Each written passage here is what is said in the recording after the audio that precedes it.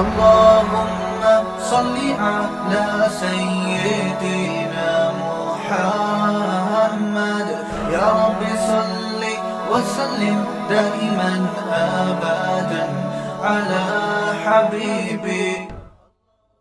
کہ نبی صلی اللہ علیہ وسلم نے بیان فرمایا کہ 7 آدمیوں میں ایک وہ ہوگا جس کو خوبصورت عورت اور مالدار عورت زنا کی دعوت دے گی اور اس نے کہا ہوگا کہ مجھے کس کا ڈر ہے؟ اللہ کا.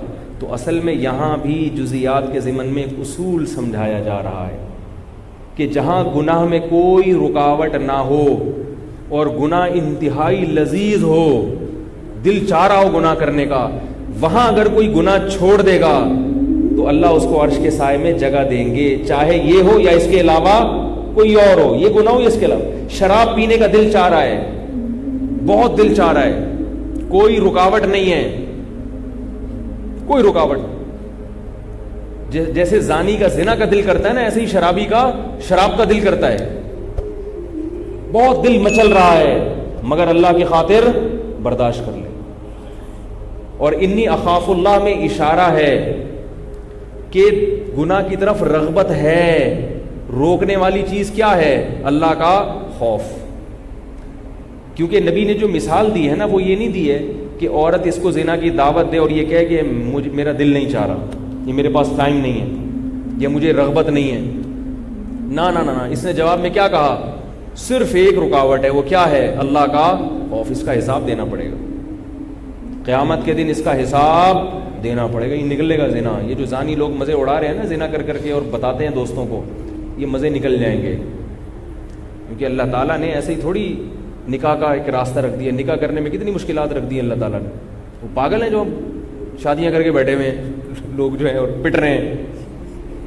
کل میرے پاس فون آیا ایک بندے کا، ایک شادی کی ہے اس نے یورپ میں جہاں زنا بہت ہے، دوسری شادی کی اور ایسا پٹا ہے، 6 مہینے سے پٹ رہا ہے. وہ کبھی سسرال والے کوٹ کے چلے جاتے ہیں، زبان سے الگ فائرنگ اور بیوی کے الگ جھگڑے. وہ کہہ رہے یار میرے دوست یہاں پر صبح شام عیاشی کر رہے ہیں، وہ کچھ بھی نہیں ہو رہا ان کو. میں شادی کر کے کیا ہو گیا ہوں؟ تو میں نے اس کو حوصلہ دیا، میں نے کہا حوصلہ رکھو. میں نے کہا یہ کیا ہے؟ پیغمبروں کی سنت ہے، عبادت میں تو مشکلات پیش آئیں گی نا. ہاں میں نے کہا اس کے حقوق ادا کرو، پہلی والی کے بھی، اس میں گڑبڑ نہیں کرو. تو یہ بہت، تو کیا مقصد حدیث کا کہ جس گناہ کا دل چاہ رہا ہے. آج کل انٹرنیٹ پر بیہودہ فلمیں دیکھنے کا بڑا رواج ہو گیا ہے. آپ کا دل للچا رہا ہے، کوئی دیکھنے والا نہیں ہے، کمرہ بند کر کے بیٹھے ہوئے ہو، دل للچا رہا ہے اور اللہ کی خاطر چھوڑ دو نہیں دیکھ، یہ بھی اس میں داخل ہے. بلکہ میں کہتا ہوں کہ زنا سے بچنا آسان ہے، اس گندگی سے بچنا مشکل. ہاں یہ الگ بات ہے کہ زنا اس سے بڑھ کر گناہ ہے، لیکن یہ بھی کوئی کم گناہ تھوڑی. شراب ہے، زنا ہے، اور جتنے گناہ ہیں سب اس میں، یعنی وہ گناہ جس میں پیک پر آپ کی خواہش پہنچی ہوئی ہو، ہر وہ گناہ، اور رکاوٹ کوئی نہ ہو. تو پھر اللہ نے کیا وعدہ کیا ہے؟ ایسے لوگوں کو میدان حشر میں الگ سے پروٹوکول ملے گا کہ آ جاؤ تم ذرا ادھر بیٹھو، جب تک حساب ہوگا، ابھی فی الحال تم یہاں بیٹھو. کتنی عزت دیں گے اللہ تعالیٰ اس کو. اور اس سے یہ بھی پتہ چلا کہ جو دعوت ہے نا، یعنی اگر کوئی واقعتاً اس میں مبتلا ہو جائے کہ زنا کی طرف کوئی عورت دعوت دے، تو وہ تو حدیث میں صراحتاً یوسف علیہ السلام کو اتنا بڑا مقام کیوں ملا؟ بولو بھائی.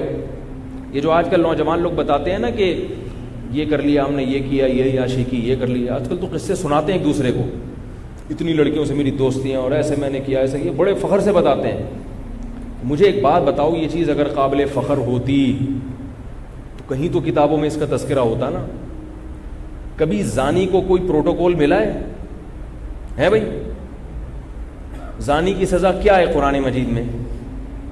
کنوارا ہے تو 100 کوڑے، شادی شدہ ہے تو زمین میں گاڑ کے پتھروں سے ہلاک کر دیا جائے. اتنی سخت سزا اللہ نے زنا کی رکھی ہے. اس لیے اللہ کے بندوں، خاص طور پہ جو یورپ اور امریکہ میں جا کے رہتے ہیں، کینیڈا وغیرہ میں جا کے رہتے ہیں، ان کے لیے تو اور خطرناک معاملہ ہے، کیونکہ وہاں بے حیائی بہت زیادہ. وہاں ہمارے ملک میں تو پھر بھی تھوڑا سا انسان کو شرم آتی ہے کہیں ادھر ادھر جاتے ہوئے کوئی دیکھ نہ لے. ان ملکوں میں تو سب اوپن ہے. تو یہ مجاہدہ ہے ان لوگوں کے لیے خاص طور پر. تو ان کو. اور میں ایک بات یاد رکھو بتا دوں کہ ہمیں قرآن و حدیث کے مطالعے سے پتہ چلتا ہے کہ جس کو زنا کا موقع ملا اور اس نے اپنے آپ کو بچا لیا, جنت بعد میں ملے گی, دنیا میں بھی اللہ اس کو نوازتے ہیں بہت زیادہ, دنیا میں بھی اللہ اس کو بہت زیادہ نوازتے ہیں. کئی بزرگوں کے واقعات ہیں کہ ان کو زنا کا موقع ملا اور وہ بچے, تو اس بچنے کی بنیاد پر وہ بزرگ بنے ہیں, اس بچنے کی بنیاد پہ وہ بزرگ بنے. میں اپنے والد صاحب کا بھی قصہ کبھی کبھار سناتا ہوں نا. میرے والد صاحب بالکل بہت خوبصورت تھے, میرے والد صاحب 24-25 سال کی, ہم لوگ اصلاً پٹھان ہیں. یہ تو میں بیچارہ ایسا باریک سا ہو گیا عجیب سا کراچی آ کے نا. ہمارے والد صاحب بڑے صحت مند تھے, بہت جاہو جلال تھا, تو کمارے تھے, امریکہ ان کا شپ کیا. میرے والد صاحب نے چائنا آسٹریلیا کے علاوہ پوری دنیا دیکھی ہے, لیکن سادے اتنے تھے ایسا لگتا تھا کبھی انڈا موڑ بھی نہیں دیکھا ہوگا انہوں نے, سادگی طبیعت میں ایسی تھی. اس وقت آرمی میں داڑھی رکھنے پر, نیوی میں داڑھی رکھنے پر پابندی تھی, اور ہجرت کر کے پاکستان آئے تھے تو ساری زمینیں انڈیا میں رہ گئیں, کچھ بھی نہیں تھا, تو مجبوراً نیوی کو جوائن کیا انہوں نے. داڑھی رکھنے پر پابندی تھی مجبوراً, بعد میں پھر انہوں نے نیوی میں ہوتے ہوئے ہی داڑھی رکھ لی تھی. تو وہ پہلی دفعہ جہاز امریکہ گیا, تو ظاہر ہے ایک نوجوان اور ماشاءاللہ بالکل صحت مند ٹھیک ٹھاک, اصلاً پٹھان, انڈین میں بھی, انڈیا بھی پٹھان ہے نا بھائی, خان فیملی انڈیا میں بھی ہوتی ہے نا, تو وہ والے پٹھان, باقی وہ والے نہیں. مجھے پشتو وشتو نہیں نا, ہمارے ابا دادا کو کسی کو پشتو نہیں آتی, لیکن پشتو والے بھی پٹھان تو پٹھان ہوتا ہے بھائی. تو چاہے پشتو آئے یا نہ آئے. تو ایک پٹھان تھے ہمارے دوست, تو ان سے ایک صاحب نے مذاق میں کہا تو مسلمان ہے یا پٹھان ہے؟ اس نے کہا پٹھان. سن کے توبہ توبہ کلمہ پڑھو بھائی, مسلمان اور پٹھان میں اپنے آپ کو کیا کرے. اس نے کہا جو پٹھان ہے تو وہ مسلمان ہے, ان کا قول. تو انڈین ویسے ہم لوگ ہیں سہارنپور کے, یو پی کے. یہ میں اس لیے کہہ رہا ہوں کہ انڈیا کے بھی بعض لوگ بیان سنتے بولتے ادھر یو پی والا بول رہا تھا اپنے آپ کو اور ادھر پٹھان بنا دیے, کیا مذاق بنایا ہوئے ہیں. تو بھائی انڈیا کے جو خان ہیں نا, جو اردو اسپیکنگ خان ہیں, ہم وہ والے خان ہیں. تو یہ جنرل نالج دینے کی مجھے شوق نہیں ہے, اس لیے دے رہا ہوں کہ آدھی دوں گا نا تو وہ آدھی پہ کلپ آ جائے گا یا کمنٹس آ جائیں گے لوگوں, اس لیے جب کوئی آدھا کا دور ہی گیا, کوئی بات کرو تو پوری کرنی پڑتی ہے مجبوراً.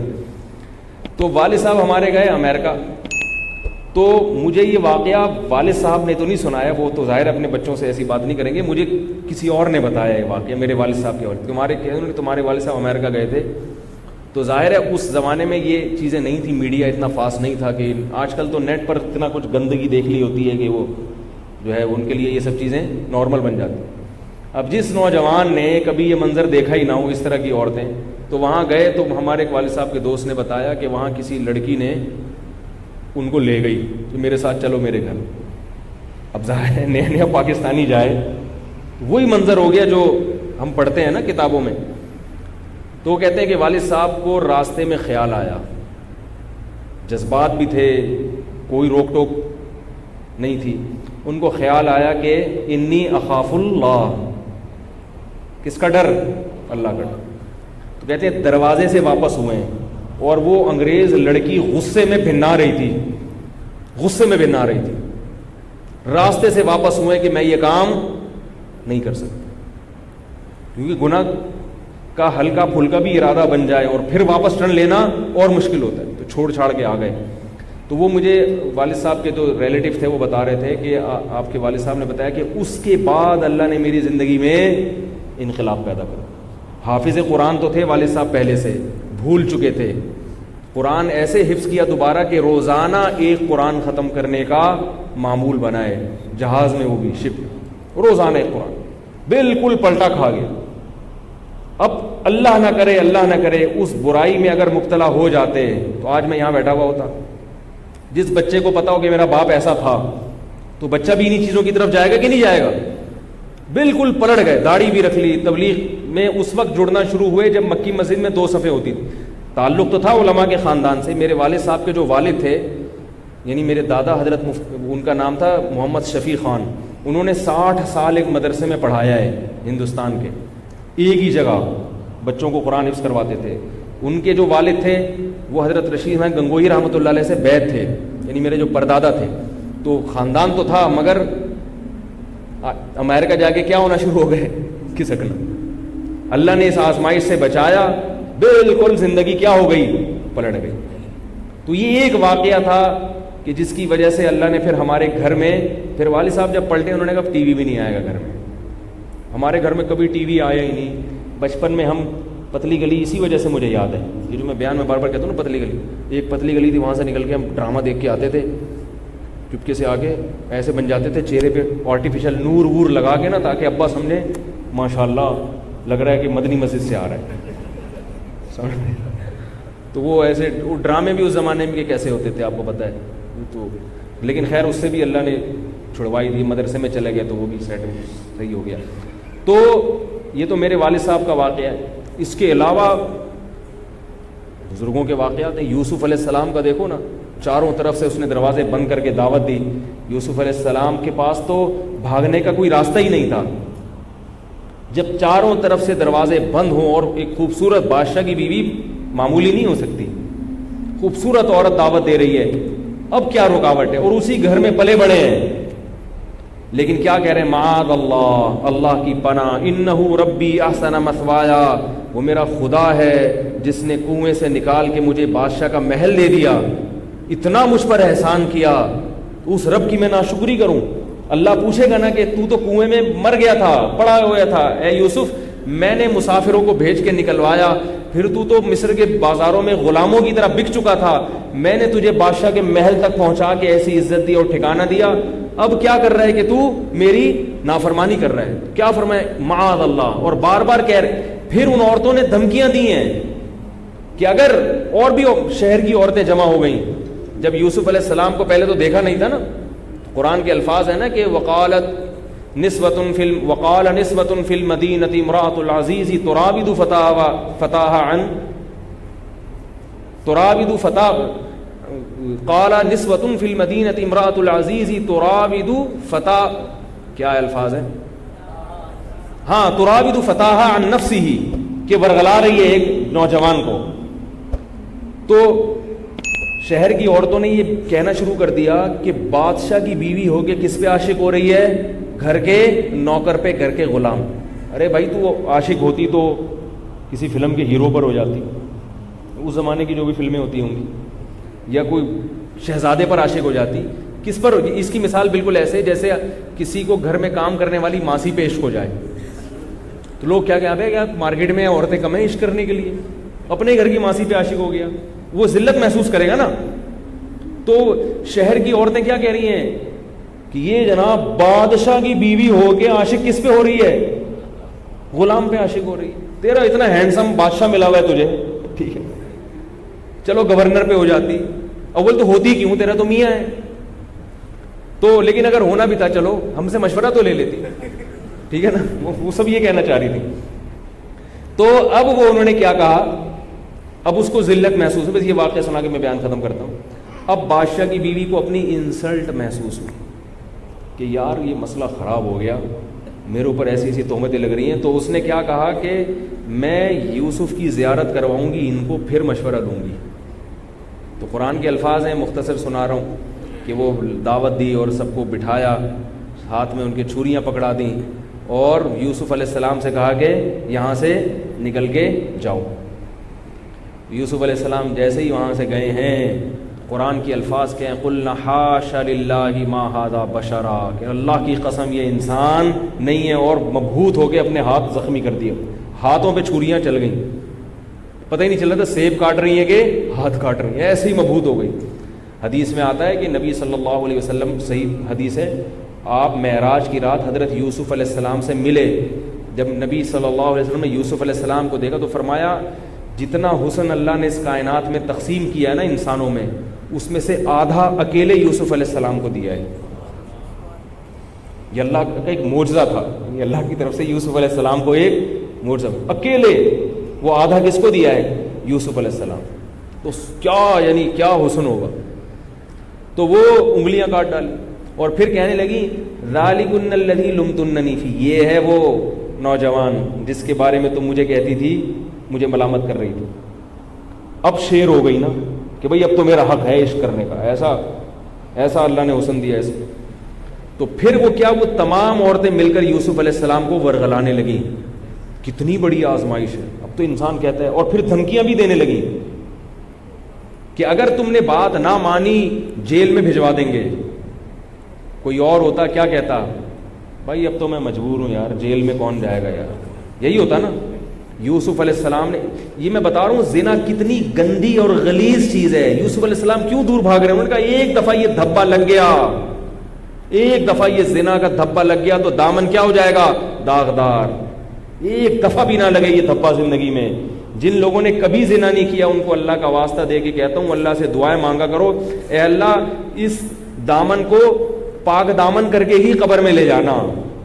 اور جن سے ہو گیا ہے تو وہ توبہ کر لیں گڑ گڑا کے, اللہ جو ہو گیا ہو گیا, اب آئندہ کبھی بھی نہیں ہوگا. تو پیغمبر بچا رہے اپنے آپ کو, اس لیے کہ بہت ہی غلیظ گناہ ہے, معمولی نہیں ہے, تبھی تو اتنی کوشش کر رہے ہیں. تو اللہ سے دعا کیا مانگ رہے ہیں, رب السجن احب الیہ, میں جو شادیوں پہ چیختا ہوں نا, مجھے شوق نہیں ہے آپ کو عیاشیاں کرانے کا, میں اس لیے چیختا ہوں کہ یہ نہیں ہوگی تو زنا ہوگا, جو کہ ہو رہا ہے, اس لیے بولتا ہوں آپ لوگوں کو.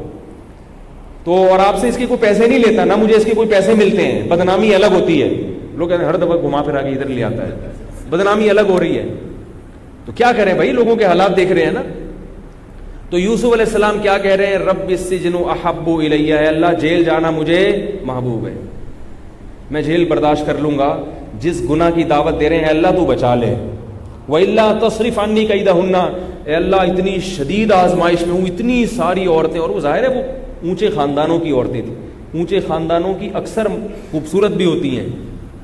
تو یہ اتنی بڑے بڑے خاندانوں کی عورتیں مل کے مجھے دعوت دے رہی ہیں, اے اللہ اگر تو نے مجھے ثابت قدم نہیں رکھا تو میں بھی ان کی طرف مائل ہو جاؤں گا, بچا لے مجھے. اور میں جیل والے آپشن کو قبول کرتا ہوں, جیل بھجوا دے. اللہ کیا فرماتے ہیں کہ اللہ نے ان کی دعا قبول کی اور زنا سے بچا لیا. ثم بدا لهم من بعد ما رأوا الآیات لیسجننه حتی حین. پھر نتیجہ کیا نکلا کہ ان عورتوں نے کہا کہ اگر ان کو جیل نہ بھجوایا تو یہ جو ہم نے زنا کی ان پر تہمت لگائی ہے, لوگ ہمیں اس تہمت میں جھوٹا سمجھیں گے, بولیں گے اگر اس نے بدکاری کی نیت کی تھی تو یہ ابھی تک گھومتے پھرتے کیوں نظر آ رہے ہیں. تو ان عورتوں کو اپنی عزت اس میں محسوس ہوئی اور بادشاہ کی بیوی کو کہ ان کو جیل بھجوا دو ورنہ لوگ ہماری بے عزتی کریں گے کہ بھئی ایک طرف تم یہ کہہ رہی ہو کہ انہوں نے دست درازی کی ہے, دوسری طرف ان کو سزا بھی نہیں دے رہی. تو بعض دفعہ کوئی مجرم نہیں ہوتا مگر اس کو سزا اس لیے دی جاتی ہے یہ ثابت کرنے کے لیے کہ واقعی یہ مجرم ہے, حالانکہ پتہ ہوتا ہے کہ مجرم نہیں ہے. بھئی وہ لوگ کہتے ہیں نا یہ اتنا بڑا مجرم ہے تو دندناتا کیوں پھر رہا ہے. تو جب تہمت اس لیے یاد رکھو, جھوٹی تہمتیں جب لگتی ہیں نا تو پھر وہ ضرب ہوتی چلی جاتی ہیں, پھر انا کا مسئلہ بن جاتا ہے. اور اس سے بھی پتہ چلتا ہے کہ خواتین کی تہمتوں پہ یقین مت کیا کرو. میں یہ نہیں کہہ رہا خواتین جھوٹی تہمتیں لگاتی ہیں, مگر جھوٹی تہمتیں لگاتی بھی ہیں, بہت کثرت سے ایسا ہوتا رہا ہے ہمیشہ. آج ذرا سا کوئی ہوتا نا کسی کی عزت کا جنازہ نکالنا ہو, کوئی خاتون کسی پر, یہی وہ ابھی پی ٹی آئی میں ایسا ہوا, اس نے بول دیا میں عمران خان کے بارے میں بول دیا یہ میسج بھیجیں, لوگوں نے اس کو ایک ایشو بنا لیا, وہ اس کو عمران خان کی ایسی کی تیسی کر دی. ٹھیک ہے, وہ تو اتنا اس کو بے عزتی محسوس نہیں ہوئی عمران بھائی کو, انہوں نے کہا یار یہ چلتا ہے مارکیٹ میں, اگر لکھ بھی دیا تو کیا. لیکن اگر اسی کی جگہ کوئی عالم ہوتا, میں اس پہ کوئی تہمت نہیں لگا رہا, میں یہ نہیں کہہ رہا کہ وہ برا آدمی ہے, لیکن یہ کہ اس نے بڑے ٹھنڈے پیٹوں برداشت کر لیا. اصولی طور پر ایسے موقع پر عورت کا کرپٹ ہونا لازم آتا ہے, عورت کا کرپٹ ہونا لازم آتا ہے کہ اگر تیرے ساتھ ایسا کیا بھی تھا تو اس کو ہائی لائٹ کرنے میں زیادہ بے عزتی کس کی ہے, عورت کی بے عزتی زیادہ ہے نا. اور دوسرا اس نے فری کرایا ہوگا تو اس نے کچھ میسج بھیجا ہوگا نا, ورنہ عام آدمی کسی خاتون کو میسج اتنے آرام سے نہیں بھیج سکتا, اس کو پتا ہوتا ہے کہ آگے سے کچھ بھی ہو سکتا ہے. اس نے فری کرایا ہوگا تو یہ بعض میں اس کی ریحام خان کی بات نہیں کر رہا بھائی, وہ سوری وہ کون ہے اس کی ابھی نئی جو مارکیٹ میں چل رہی ہے, جو بھی ہے بہرحال ہمیں کیا. تو اصولی طور پر یہ ہوتا ہے کہ بعض خواتین کی عادت ہوتی ہے پہلے مردوں کو فری کراتی ہیں. وہ ہمارے تو پاس ہر قسم کے کیس آتے ہیں, میرے پاس لڑکوں کے کیس آتے ہیں, حضرت وہ مجھے بھی ہاں کر رہی تھی, میں بھی فری ہو گیا, میں نے تھوڑا سا ہی ہوگا تو گالیاں آ گئی نا لکھ کے. ایسے خدا کی قسم ایسے کیسز آئے ہیں. لڑکا شریف شرفا, اس سے کوئی فری کرا لیا, وہ بیچارے پہ شیطان غالب آ گیا, وہ بھی تھوڑے سے سنک گئے. ٹھیک ہے, سنکانے والی یہ تھی, وہ تھوڑے سے سنک گئے, اب زیادہ فری ہوئے ایسی کی تیسی کرتی ہو, تم انسان ہو. یہ تو میرے پاس روتا ہوا آیا, تو میں نے کہا تمہیں پتہ ہے کہ جب مارکیٹ میں اس قسم کی چیزیں چل رہی ہیں تو تمہیں نہیں سنکنا چاہیے تھا, لیکن غلطی کس کی ہے؟ اب وہ عورتیں اس کے میسیجز نکال کے فیس بک پہ اگر ڈال دے, اس بیچاری کی تو عزت کا جنازہ نکل تو گیا کام سے.